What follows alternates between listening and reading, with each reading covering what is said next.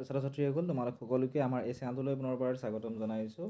আজি মই তোমালোকৰ বাবে লৈ আহিছোঁ 5000 MCQ চিৰিজৰ পাৰ্ট 13।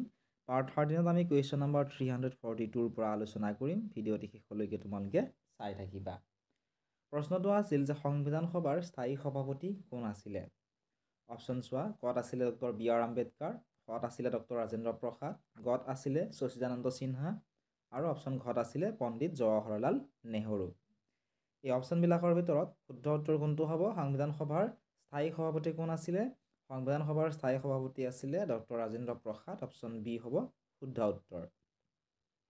নেক্সট তোমালোকে চোৱা প্ৰশ্ন নম্বৰ 343। প্ৰশ্নটো আছিল সংবিধান সভাই 1947 চনৰ আগষ্টত গঠন কৰা খচৰা কমিটিৰ অধ্যক্ষ কোন আছিল? অপশ্যনবিলাক চোৱা। কত আছিলে ডক্টৰ বি আৰ আম্বেদকাৰ, কত আছিলে ডক্টৰ সচিদানন্দ সিনহা, গত আছিলে ডক্টৰ ৰাজেন্দ্ৰ প্ৰসাদ, আৰু অপশ্যন ঘত আছিলে সৈয়দ মহম্মদ সাদুল্লাহ। প্ৰশ্নটো আমাক কি সুধিছে? সংবিধান সভাই 1947 চনত আগষ্টত গঠন কৰা খচৰা কমিটিৰ অধ্যক্ষ কোন আছিল? এই অপশ্যনবিলাকৰ ভিতৰত শুদ্ধ উত্তৰ হ'ব অপশ্যন নম্বৰ কত থকাটো ডক্টৰ বি আৰ আম্বেদকাৰ আছিলে। নেক্সট প্ৰশ্ন তোমালোকে চোৱা। প্ৰশ্ন নম্বৰ 344। প্ৰশ্নটো আছিল ভাৰতবৰ্ষৰ নতুন সংবিধানখন কেতিয়াৰ পৰা বলবৎ কাৰ্যকৰী হৈছিলে? অপশ্যনছ আছিলে ক 1947 চনৰ 15 আগষ্ট, অপশ্যন নম্বৰ খত আছিলে 1950 চনৰ 26 জানুৱাৰী, অপশ্যন গত আছিলে 1948 চনৰ 26 নৱেম্বৰ, অপশ্যন ঘত আছিলে 1971 চনৰ 26 ডিচেম্বৰ। প্ৰশ্নটো আমাক সুধিছে যে ভাৰতবৰ্ষৰ নতুন সংবিধানখন কেতিয়াৰ পৰা বলবৎ কাৰ্যকৰী হৈছিল? ভাৰতবৰ্ষৰ নতুন সংবিধানখন 1950 চনৰ জানুৱাৰী মাহৰ 26 তাৰিখৰ পৰা কাৰ্যকৰী কৰা হৈছিলে। এতিয়া চাওঁ আহা আমি প্ৰশ্ন নম্বৰ 345। প্ৰশ্নটো আছিল ভাৰতবৰ্ষ এখন গণৰাজ্য কাৰণ? ভাৰতবৰ্ষক গণৰাজ্য বুলি কোৱা হয়, ইয়াৰ মেইন কাৰণটো কি হয় সুধিছে। তোমালোকে অপশ্যনবিলাক চোৱা। অপশ্যন কত আছিলে? অপশ্যন নম্বৰ কত আছিলে যে ভাৰতৰ প্ৰধানমন্ত্ৰী জনসাধাৰণৰ দ্বাৰা নিৰ্বাচিত। অপশ্যন খত আছিলে ভাৰত এখন গণতান্ত্ৰিক ৰাষ্ট্ৰ। অপশ্যন গত আছিলে ভাৰতৰ ৰাষ্ট্ৰপতি জনসাধাৰণৰ দ্বাৰা নিৰ্বাচিত, আৰু অপশ্যন ঘত আছিলে ভাৰতবৰ্ষৰ ৰাষ্ট্ৰপতি বংশানুক্ৰমিক। ভাৰতবৰ্ষ এখন গণৰাজ্য কাৰণ ভাৰতৰ যিজন ৰাষ্ট্ৰপতি সেই ৰাষ্ট্ৰপতিজন জনসাধাৰণৰ দ্বাৰা নিৰ্বাচিত হোৱা। গতিকে অপশ্যন গ হ'ব শুদ্ধ উত্তৰ। প্ৰশ্ন নম্বৰ 346 চোৱা। প্ৰশ্নটো আছিল ভাৰতবৰ্ষৰ সংসদীয় গণতন্ত্ৰৰ ধাৰণাটো কোনখন দেশৰ সংবিধানৰ পৰা অনুকৰণ কৰা হৈছে? অপশ্যন চোৱা। কত আছিলে আমেৰিকা, কত আছিলে কানাডা, গত আছিলে ইংলেণ্ড, আৰু ঘত আছিলে জাৰ্মানী। ভাৰতবৰ্ষৰ সংসদীয় যিটো গণতন্ত্ৰৰ ধাৰণা আছে এই ধাৰণাটো কোনখন সংবিধানৰ পৰা অনুকৰণ কৰা হৈছে? ইংলেণ্ডৰ যিখন সংবিধান আছিল সেই ইংলেণ্ডৰ সংবিধানখনৰ পৰা অনুকৰণ কৰি বনোৱা হৈছে। অপশ্যন গ হ'ব কাৰেক্ট আনচাৰ। তোমালোকক যদি PDF-সমূহ লাগে এতিয়াই তোমালোকে স্ক্ৰীনত দেখা হোৱাটছআপ নাম্বাৰটোত মেছেজ কৰিবা, বা তোমালোকে ডেছক্ৰিপশ্যনত দিয়া লিংকসমূহ ক্লিক কৰি আমাৰ হোৱাটছআপ চেনেলত জইন কৰি ল'বলৈ নাপাহৰিবা। পেইড গ্ৰুপো আছে, সকলোবোৰ লিংক তোমালোকে ডেছক্ৰিপশ্যনত পাবা, তাত ক্লিক কৰি জইন কৰি ল'বা। প্ৰশ্ন নম্বৰ 347। 1974 চনৰ 18 ডিচেম্বৰত হোৱা সংবিধানৰ 42তম সংশোধনীত কোনকেইটা শব্দ প্ৰস্তাৱনাত সংযোগ কৰা হৈছিল? অপশ্যন আছিলে ক গণতান্ত্ৰিক আৰু গণৰাজ্য, অপশ্যন খত আছিল সাৰ্বভৌম আৰু সমমৰ্যাদা, অপশ্যন গত আছিলে সমাজবাদী ধৰ্মনিৰপেক্ষ আৰু ঐক্য, অপশ্যন নম্বৰ ঘত আছিলে সামাজিক ৰাজনৈতিক আৰু অৰ্থনৈতিক ন্যায়। প্ৰশ্নটো আমাক কি সুধিছে? 1974 চনৰ 18 ডিচেম্বৰত হোৱা সংবিধানৰ 42তম সংশোধনীত কোনকেইটা শব্দ সংযোগ কৰা হৈছিলে আমাক সুধিছে। গতিকে অপশ্যনবিলাকৰ ভিতৰত শুদ্ধ যিটো উত্তৰ হ'ব সেয়া হ'ব অপশ্যন নম্বৰ গত থকাটো সমাজবাদী ধৰ্মনিৰপেক্ষ আৰু ঐক্য। এইকেইটা শব্দ প্ৰস্তাৱনাত সংযোগ কৰা হৈছিল। এতিয়া চাওঁ আহা আমি নেক্সট প্ৰশ্নটো। প্ৰশ্নটো আছিল তলৰ কোনজন ব্যক্তি সংবিধান খচৰা কমিটিৰ সদস্য নহয়? অপশ্যন চোৱা। কত আছিলে ডক্টৰ বি আৰ আম্বেদকাৰ, কত আছিলে এন মাধৱ ৰাও, গত আছিলে এন গোপালস্বামী আয়েংগাৰ, আৰু ঘত আছিলে ডক্টৰ সচিদানন্দ সিনহা। এই অপশ্যনবিলাকৰ ভিতৰত শুদ্ধ যিটো উত্তৰটো হ'ব অপশ্যন নম্বৰ ঘত থকাটো ডক্টৰ সচিদানন্দ সিনহা সংবিধান খচৰা কমিটিৰ সদস্য তেওঁ নাছিলে। ঠিক আছে। নেক্সট প্ৰশ্নটো চোৱা। প্ৰশ্ন নম্বৰ 349।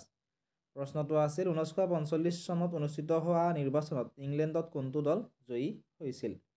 অপশ্যনবিলাক চোৱা। কত আছিলে শ্ৰমিক দল, কত আছিলে ৰক্ষণশীল দল, গত আছিলে গণতান্ত্ৰিক দল, আৰু ঘত আছিলে কংগ্ৰেছ দল।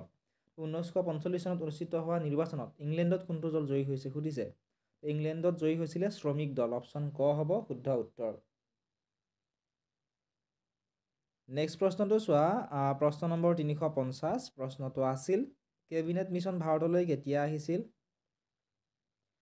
অপশ্যনবিলাক তোমালোকে চোৱা। কত আছিলে 1947 চনৰ আগষ্ট মাহত, অপশ্যন খত আছিলে 1950 চনৰ জানুৱাৰী মাহত, গত আছিলে 1846 চনৰ মাৰ্চ মাহত, আৰু ঘত আছিলে 1942 চনৰ জুলাই মাহত। এই অপশ্যনবিলাকৰ ভিতৰত শুদ্ধ যিটো উত্তৰ সেয়া হ'ব অপশ্যন নম্বৰ গত থকাটো 1846 চনৰ মাৰ্চ মাহত কেবিনেট মিছন ভাৰতলৈ আহিছিলে। নেক্সট প্ৰশ্নটো চোৱা, প্ৰশ্ন নম্বৰ 351। প্ৰশ্নটো আছিল যে ইংৰাজী ফেডাৰেশ্যন শব্দটো কোনটো লেটিন শব্দৰ পৰা আহিছে?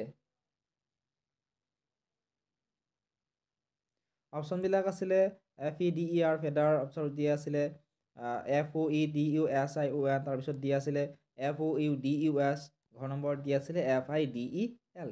ফেডাৰেশ্যন যিটো শব্দ এইটো লেটিন শব্দ, কোনটো লেটিন শব্দৰ পৰা আহিছে আমাক সুধিছে। ফেডাৰেশ্যন শব্দটো FOUDES, এই যিটো লেটিন শব্দ আছে গ নম্বৰত থকা এই শব্দটোৰ পৰা আহিছে। নেক্সট তোমালোকে চোৱা প্ৰশ্ন নম্বৰ 352।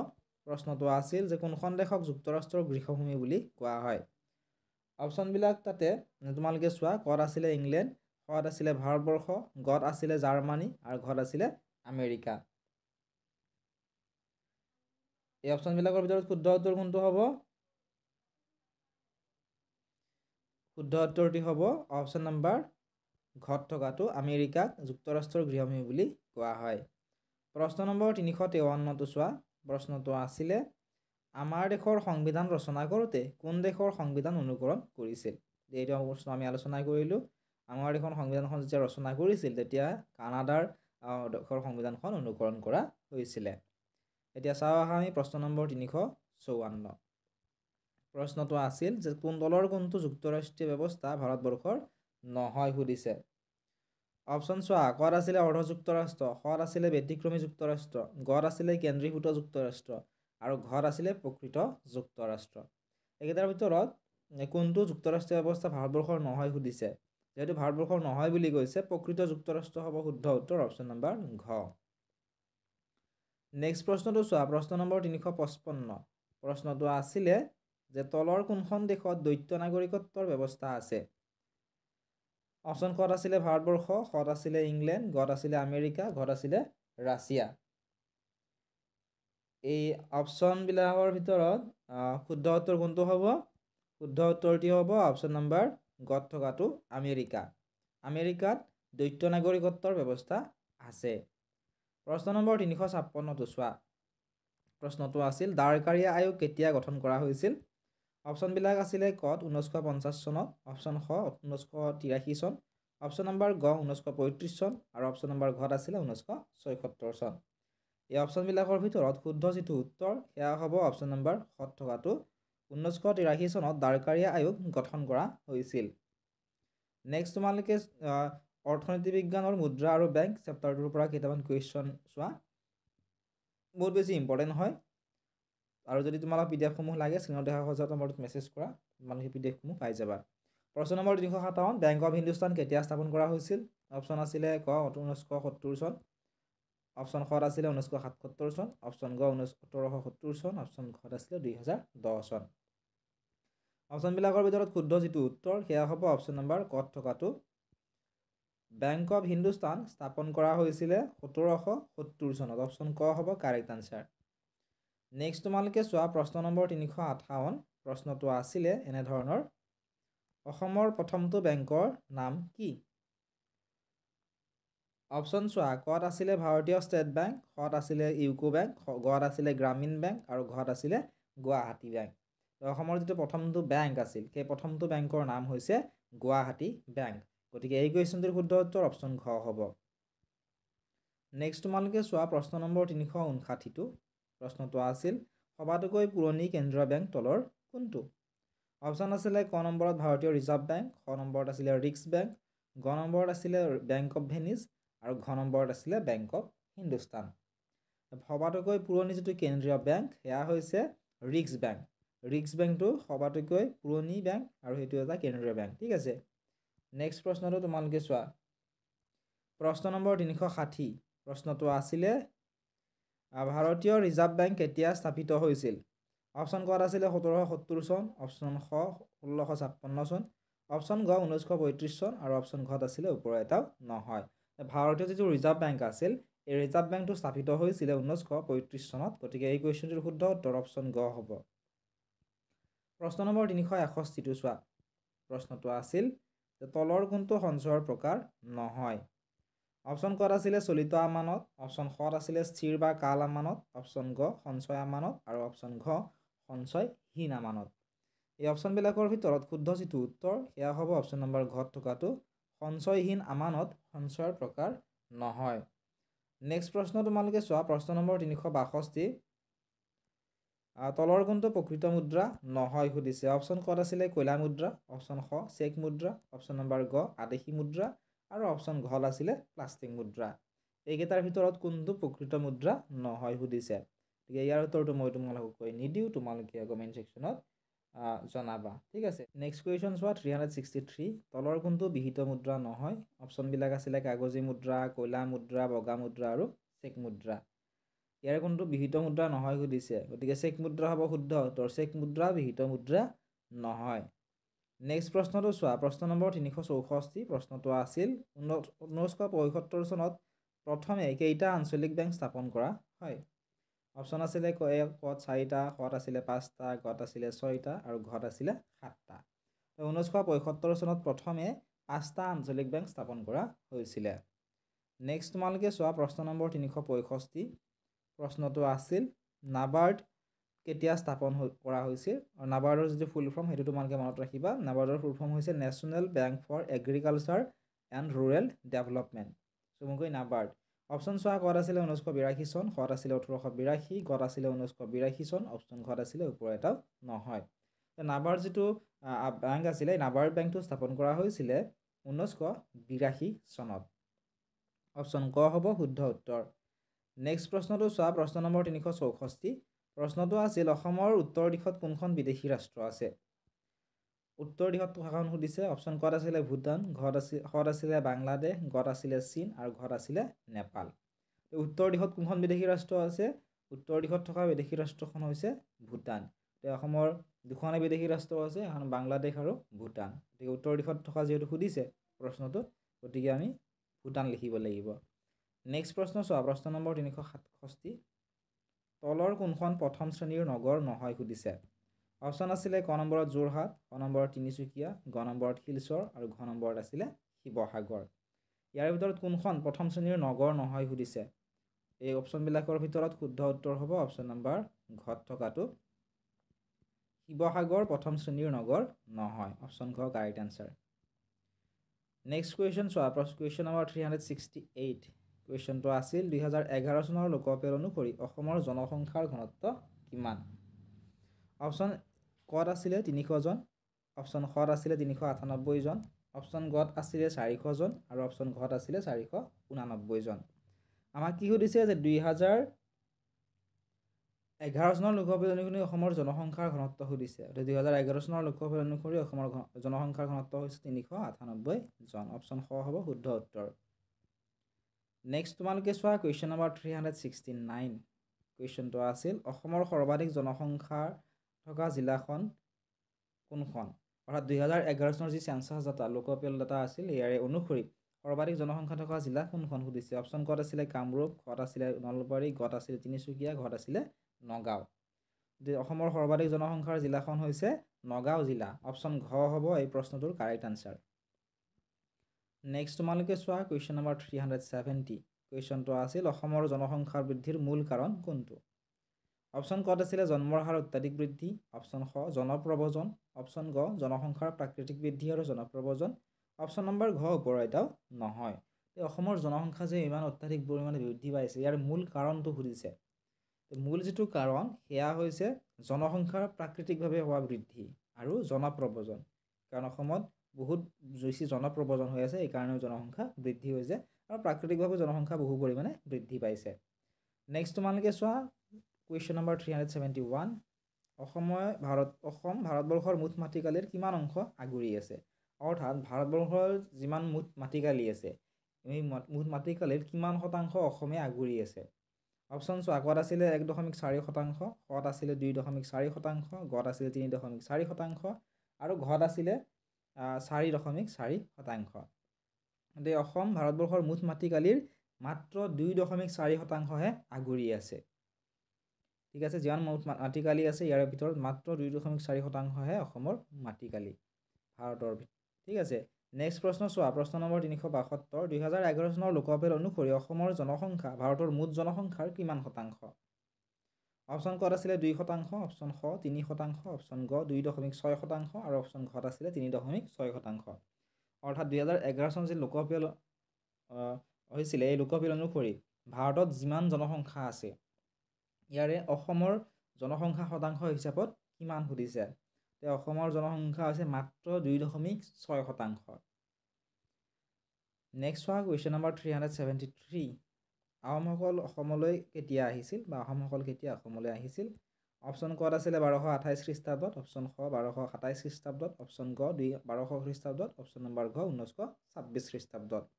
আহোমসকল অসমলৈ আহিছিলে 1228 খ্ৰীষ্টাব্দত পাটকাই পৰ্বত পাৰ হৈ তেওঁলোকে অসমত প্ৰৱেশ কৰিছিল। অপশ্যন ক হ'ব কাৰেক্ট এনচাৰ। প্ৰশ্ন নম্বৰ 374টো চোৱা, প্ৰশ্নটো আছিলে বাইহাটা চাৰিআলিৰ পৰা মঙলদৈ, তেজপুৰ, বান্দৰদোৱা, উত্তৰ লখিমপুৰ হৈ ধেমাজি যোৱা ঘাইপথটো কোনটো? অপশ্যন কত আছিলে 37 নং ঘাইপথ, অপশ্যন খ 51 নং ৰাষ্ট্ৰীয় ঘাইপথ, অপশ্যন গ 52 নং ৰাষ্ট্ৰীয় ঘাইপথ, অপশ্যন নম্বৰ ঘ 62 নং ৰাষ্ট্ৰীয় ঘাইপথ।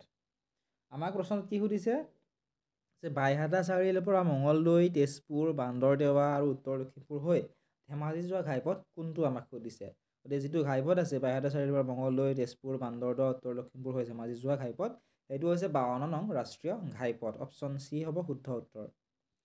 নেক্সট চোৱা, কুৱেশ্যন নম্বৰ 375। উত্তৰ পূব ভাৰতৰ একমাত্ৰ আন্তঃৰাষ্ট্ৰীয় বিমানবন্দৰ ক'ত অৱস্থিত? অপশ্যনবিলাক তোমালোকে চোৱা, অপশ্যনবিলাক আছিলে ক নম্বৰত ডিব্ৰুগড়, খ নম্বৰত আছিলে গুৱাহাটী, গ নম্বৰত আছিলে যোৰহাট আৰু ঘ নম্বৰত আছিলে তেজপুৰ। এই অপশ্যনবিলাকৰ ভিতৰত শুদ্ধ উত্তৰ কোনটো হ'ব? উত্তৰ পূব ভাৰতৰ একমাত্ৰ আন্তঃৰাষ্ট্ৰীয় যিটো বিমানবন্দৰ সেইটো অৱস্থিত গুৱাহাটীত। ঠিক আছে, গুৱাহাটী বিমানবন্দৰ। নেক্সট প্ৰশ্নটো চোৱা, প্ৰশ্ন নম্বৰ 376। 2011 চনৰ লোকসভা মতে অসমত কিমানখন প্ৰথম শ্ৰেণীৰ আৰু দ্বিতীয় শ্ৰেণীৰ নগৰ আছে? অপশ্যন কত আছিলে 5খন প্ৰথম শ্ৰেণীৰ আৰু 6খন দ্বিতীয় শ্ৰেণীৰ, অপশ্যন খ 6খন প্ৰথম শ্ৰেণীৰ আৰু 6খন দ্বিতীয় শ্ৰেণীৰ, অপশ্যন গ 7খন প্ৰথম শ্ৰেণীৰ আৰু 6খন দ্বিতীয় শ্ৰেণীৰ, অপশ্যন ঘ ওপৰৰ এটা নহয়।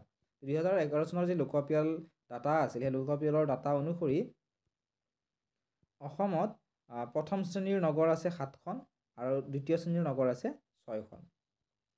প্ৰশ্ন নম্বৰ 377। প্লাষ্টিক উদ্যোগ পাৰ্ক ক'ত অৱস্থিত? অপশ্যন কত আছিলে গেলাপুখুৰী, তিনিচুকীয়া, অপশ্যন খ বৰঝাৰ, কামৰূপ ডিষ্ট্ৰিক্টৰ, অপশ্যন গ যোৰহাটৰ তিতাবৰ, অপশ্যন নম্বৰ ঘ নলবাৰীৰ টিহুত। প্লাষ্টিক উদ্যোগ পাৰ্ক ক'ত অৱস্থিত? প্লাষ্টিক উদ্যোগ পাৰ্ক অৱস্থিত তিনিচুকীয়াৰ গেলাপুখুৰীত। অপশ্যন ক হ'ব শুদ্ধ উত্তৰ। কুৱেশ্যন নম্বৰ 378 চোৱা, 2011 চনৰ লোকপিয়ল অনুসৰি অসমৰ শিক্ষিতৰ হাৰ কিমান? অপশ্যন কত আছিলে 72.19%, অপশ্যন কত আছিলে 55.50%, অপশ্যন গত আছিলে 82.90%, অপশ্যন ঘত আছিলে 99%। 2011 চনৰ লোকপিয়ল অনুসৰি অসমৰ শিক্ষিত হাৰ হৈছে 72.19%, অৰ্থাৎ 100 জনৰ ভিতৰত 72 জনে শিক্ষিত আছিল 2011 চনৰ মতে। ঠিক আছে, এতিয়া ইয়াৰ সংখ্যাটো অলপমান বৃদ্ধি হ'ব পাৰ্চেণ্টটো। প্ৰশ্ন নম্বৰ 379। জৈৱ প্ৰযুক্তি পাৰ্ক ক'ত আছে? অপশ্যন আছিলে ক যোৰহাটৰ কৃষি বিশ্ববিদ্যালয়, অপশ্যন খ গুৱাহাটীৰ IITত, অপশ্যন গ শিলচৰৰ NITত আৰু অপশ্যন খ কাজিৰঙা ৰাষ্ট্ৰীয় উদ্যানত। আমাক কি সুধিছে? জৈৱ প্ৰযুক্তি পাৰ্ক ক'ত আছে সুধিছে। জৈৱ প্ৰযুক্তি পাৰ্ক আছে গুৱাহাটীৰ IITত। অপশ্যন খ হ'ব শুদ্ধ উত্তৰ। প্ৰশ্ন নম্বৰ 380। অসমত বৰ্তমান কিমানখন প্ৰশাসনিক জিলা আছে? অপশ্যন কত আছিলে 27খন, অপশ্যন খ 33খন, অপশ্যন গ 35খন আৰু অপশ্যন ঘত আছিলে 39খন। এইটো তোমালোক মই কৈ নিদিওঁ কাৰণ প্ৰায়ে জিলাসমূহৰ সংখ্যাটো প্ৰায়ে চেঞ্জ হৈ আছে যোৱা 2 বছৰৰ পৰা। ঠিক আছে, গতিকে চেঞ্জ হৈ থাকিব পাৰে, তোমালোকে ৰিচেণ্টলি যিটো আছে সেইটো তোমালোকে চাই ল'বা। মোৰ বোধেৰে 35খন হ'ব লাগে। প্ৰশ্ন নম্বৰ 381। অসমৰ তেল উৎপাদনৰ বাবে প্ৰথম খনন কেতিয়া হৈছিল?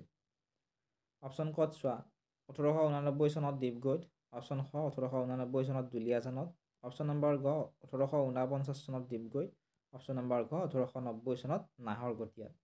অসমত তেল উৎপাদনৰ বাবে প্ৰথম খনন আৰম্ভ হৈছিলে তিনিচুকীয়া জিলাৰ ডিগবৈত। কিমান চনত? 1889 চনত। প্ৰশ্ন নম্বৰ 382 চোৱা তলৰ কোনটো অসমৰ তেল শোধনাগাৰ নহয় সুধিছে। অপশ্যন আছিলে ক ডিগবৈ, খ বঙাইগাঁও, গ নুমলীগড়, ঘত আছিলে নাহৰকটীয়া। এইকেইটাৰ ভিতৰত কোনটো অসমৰ তেল শোধনাগাৰ নহয় সুধিছে। অসমৰ যিহেতু নহয় সুধিছে, নাহৰকটীয়াটো অসমৰ নহয়। বাকী ইয়াতে থকা নুমলীগড়, ডিগবৈ আৰু বঙাইগাঁও এইকেইটা অসমৰে তেল শোধনাগাৰ।